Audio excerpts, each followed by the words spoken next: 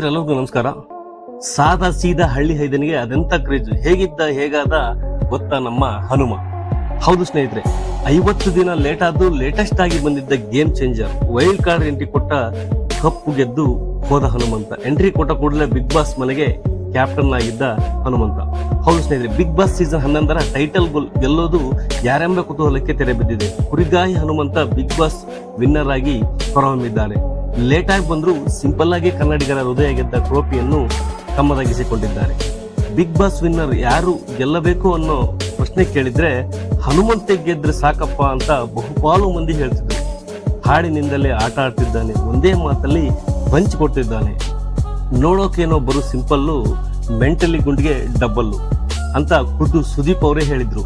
ಇದೀಗ ಟ್ರೋಫಿ ಗೆಲ್ಲುವ ಮೂಲಕ ಕೋಟ್ಯಾಂತರ ಅಭಿಮಾನಿಗಳ ಆಸೆಯನ್ನು ಈಡೇರಿಸಿದ್ದಾರೆ. ಎಲ್ಲೋ ಇದ್ದ ಹುಡುಗ ಇವತ್ತು ಎಲ್ಲಿಗೋ ಬಂದು ನಿಂತಿದ್ದಾನೆ. ಏನೇನೋ ಬದಲಾದ್ರೂ ನಮ್ಮ ಹುಡುಗ ಮಾತ್ರ ಚೇಂಜ್ ಆಗ್ಲೇ ಇಲ್ಲ. ಅದಕ್ಕೆ ಬಿಗ್ ಬಾಸ್ ಟ್ರೋಫಿಯೇ ಸಾಕ್ಷಿ ಎಂದು ಅಭಿಮಾನಿಗಳು ಸೋಷಿಯಲ್ ಮೀಡಿಯಾದಲ್ಲಿ ಬರೆದುಕೊಳ್ಳುತ್ತಿದ್ದಾರೆ.